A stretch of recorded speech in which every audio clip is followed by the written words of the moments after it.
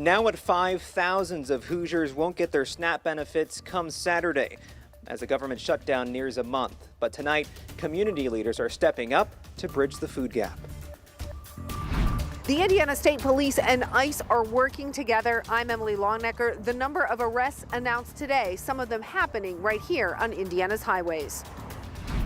Sunny finish to this Thursday, but how about Halloween? I'll have that forecast and a look ahead to the weekend. And breaking ground on the housing hub, how this emergency shelter will help people experiencing homelessness across Indianapolis. Continuing to make those adjustments just makes things harder for teachers. Rejecting a new contract, the money that Hamilton Southeastern teachers say they would have lost if they had approved it. Live from Indy, you're watching 13 News.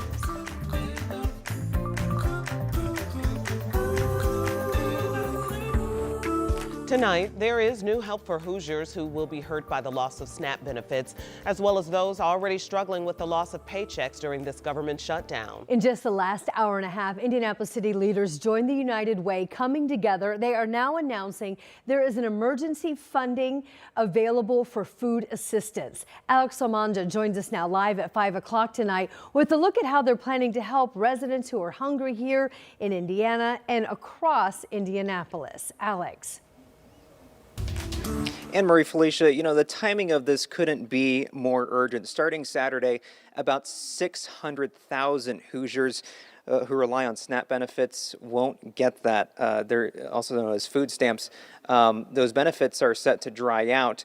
But tonight, several community leaders, as well as United Way of Central Indiana, they're stepping up to bridge that food gap. United Way is leading a major effort to keep Hoosiers fed, launching a $1 million Central Indiana Food Relief Fund in response to this week's SNAP benefit cuts caused by that shutdown. Now, the fund will support Gleaners Food Bank, Midwest Food Bank, and Second Helpings, helping families across Marion County, surrounding counties, who rely on those food stamps. Fred Payne, who is United Way's president and CEO, says this is an effort about more than generosity. It's about basic dignity. It's important for a variety of reasons. One, people need to eat. And it's a little difficult for people to focus on work or to focus on other things when they're hungry. So we believe that food is one of the most basic elements and basic needs that a society has. So in order for us to ensure that our communities can be in a position to thrive, they need the basic needs. Food is one of those basic needs. Anyone who needs help or wants to donate can visit uwci.org. There's also a very handy community compass app. You can download it on your phone. Basically, you put in your address, and you can find nearby grocery stores that take maybe some of the remaining SNAP benefits that people may have. WIC, there's also resources on there where you can find local food pantries in your own neighborhood. So there are a lot of different resources that community leaders are trying to push as this looming November 1st deadline goes on. But Anne Marie, Felicia, community leaders are really excited about this. Yeah, it is amazing to see the community come together and respond to this food insecurity crisis that is growing by the day. Alex Almanza, thanks so much. We've been looking into it, and there are many, many places that right now are offering food assistance across Central Indiana. So we stopped by Mount Pleasant Church in Greenwood today. They actually have a pantry at the Impact Center. Today they helped nearly 400 families. They told 13 News they anticipate serving even more families every week as the SNAP benefits end this weekend. And that pantry is not alone. A food pantry for veterans in downtown Indy is seeing 3 times as many veterans come to them for help with food. Our Marina Silva will take us inside this effort is the Helping Veterans and Families Pantry for a look at how they're just trying to keep their shelves stocked. That's ahead as our news continues here at 5:30. And we're helping you out if you right now or someone you know is looking for a place to get food or a chance to even go help and step up. and where people are working. They're at a pantry for those who are in need. Yes, they need more volunteers because they're seeing more people to serve. So scan this QR code that you see right here. It'll take you to WTHR.com/SeenOn13. Then you'll find a bunch of links to this story, and it has a lot of links to different organizations and resources. And the Department of Homeland Security says in just the past few months, ICE has arrested 3,000 people in Indiana and around Chicago who they say were in the U.S. illegally. It's all part of what DHS is calling Operation Midway Blitz that began early in September.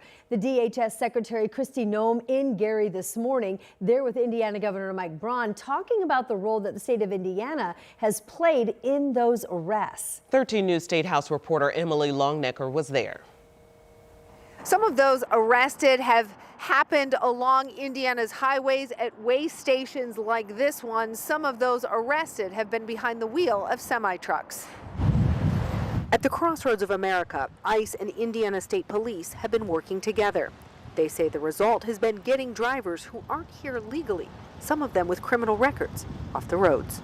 If you are here driving on our streets illegally and our highways, you are endangering our citizens and your days are numbered. At a news conference in Gary Thursday morning to talk about the arrests under Operation Midway Blitz, DHS Secretary Kristi Noem cited fatal crashes she said had been caused across the country by drivers who were here unlawfully. Earlier this year, the Indiana State Police entered into a partnership with ICE that essentially gives state troopers immigration enforcement powers. Since September 17th, 200 illegal aliens arrested, 22 truck drivers without a valid license here in Indiana, most of them with criminal records including drug possession, assault, and drunk driving. ISP's role helping in federal immigration enforcement is one of 14 partnerships like it between local and state law enforcement in Indiana and ICE. Indiana State Police Superintendent said their work with ICE includes work they've always done, weighing and inspecting over 1 million commercial vehicles every year to ensure the people driving them are doing it safely. For the Indiana State Police, this is not about immigration status alone. It's about public safety. An 80,000-pound truck in untrained hands is a dangerous thing. Noem applauded the partnership between ICE and the state of Indiana, calling it a model for other states.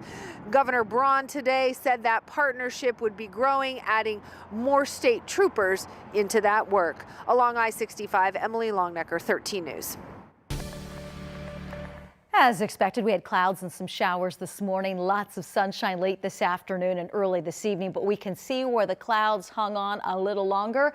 Only in the 40s in Richmond, 46, but we're as warm as 61 in Terre Haute. We have sunshine and 58 degrees right now in Indianapolis. For most of us, temperatures will stay in the 50s this evening as the rain has finally come to an end across the eastern part of the state. Sunset this evening is at 6:45. Again, evening temperatures in the 50s, eventual low temperatures in the upper 30s. So that's how we're going to start Halloween tomorrow.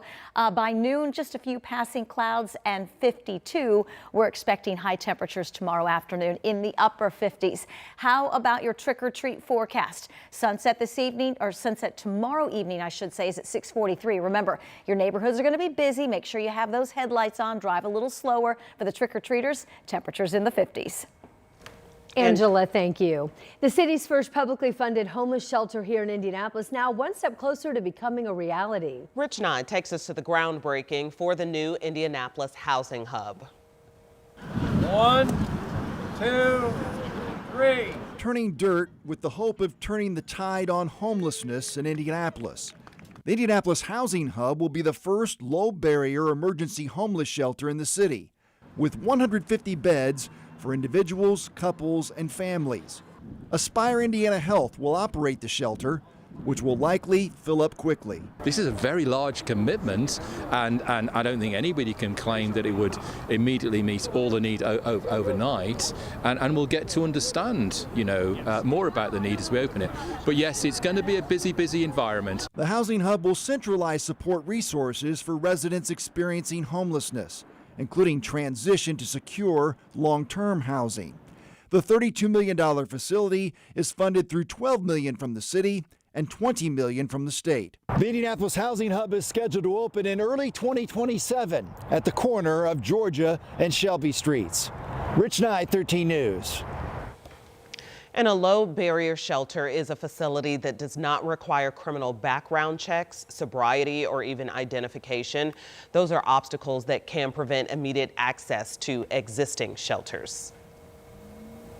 Tonight, Wheeler Mission is getting some help from people who work for Amazon all across the state of Indiana. In total, more than 100 workers put together at least 1,000 hygiene packs, and these are packs for people who are experiencing homelessness. So take a look. Today, the company dropped off the packages downtown at the Wheeler Mission. They will be given to people who are at Wheeler Mission, as well as Wheeler's 2 other locations, too. What might be a small token to us, but it's a huge deal to them to let them know you're being thought of, you are loved, and we're going to do everything we can to change the trajectory of your life so you can begin to be a productive member of society. Wheeler Mission also presented, they got a check for $20,000, and it came from Amazon. And tonight we're taking a look at how Senate Bill 1, which is the property tax relief bill passed earlier this year, is impacting teachers. Just last week, 86% of the teachers who work at Hamilton Southeastern up there in Fishers and Hamilton County voted no on a contract. SB 1 is at the heart of that. Jenna Webster breaks it down for us. Halfway through the first semester, students at Hamilton Southeastern schools probably have their minds on holiday breaks.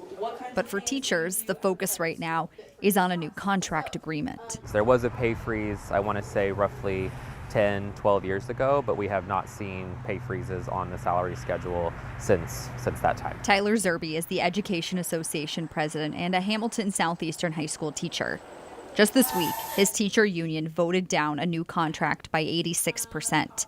The contract featured no pay raise, while insurance rates are up 16%. Teachers are going to be making less money. In a statement, the superintendent says it's not just the teachers not getting a pay raise. No one in the district is getting a pay raise right now. He says because of Senate Bill 1, declining enrollment, and past administrative decisions, the district is going to be projected to lose $4 million annually. The district says without making these changes, it deplete its cash reserves within 2 years.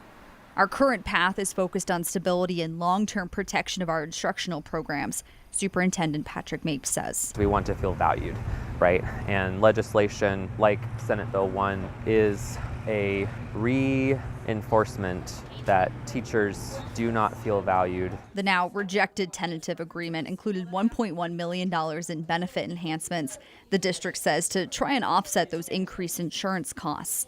The union is asking for $1.6 million. We want teachers to be held harmless. Both parties agreed to new negotiations, Mapes saying, "We remain committed to finding a solution that is both fair to our educators and responsible to our taxpayers." Teachers deserve to be compensated. Teachers deserve to be shown that they are valued by the district, by administration, because that's the work that we do every single day with our students. They just want to know their dedication inside the classroom is being matched outside of it. In Fishers, Jenna Webster, 13 News. The Education Association leaders also say they'd like a guaranteed 30 minutes of prep time. The two parties now have until the 15th of November to reach a deal before the state will step in and then potentially assign a mediator. Ahead, 71,000 FFA members are in Indy tonight. How this gathering is helping these young people prepare for a future in agriculture. That's ahead here at 5:30. But first at 5, a teacher shot in her own classroom. Today, she takes the stand. What she's telling the jury about the moments right after a first grader shot her.